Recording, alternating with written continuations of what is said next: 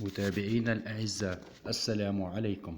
أعد الناخب الوطني فلاديمير بيتكوفيتش القائمة الموسعة المعنية بتربص سهرجوا تحسبا للقائي غينيا وأوغندا ضمن تصفيات كأس العالم 2026.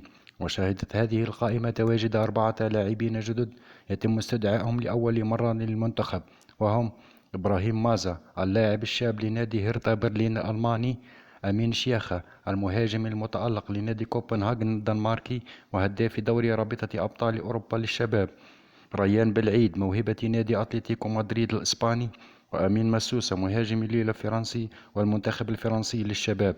كما شهدت القائمة عودة القائد الفذ رياض محرز والمتألق مع مولودية الجزائر يوسف بلايلي، وأحسن ممرر في القسم الثاني الفرنسي إيلان قبال. ومواصلة كما عرفت القائمة مواصلة استبعاد الثلاثي المخضرم إسلام سليماني، سفيان فيغولي، والحارس الأسطوري رئيس وهاب مبولحي.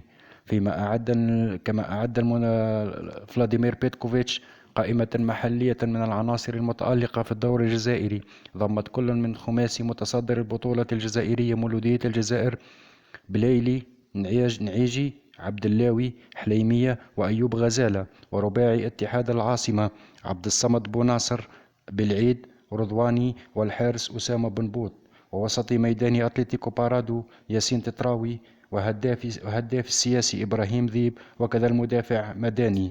فيما ينتظر متتبعي المنتخب الوطني الإعلان نهاية هذا الشهر عن القائمة النهائية المعنية بهذا التربص، والتي ستكون مكونة من 25 لاعبا.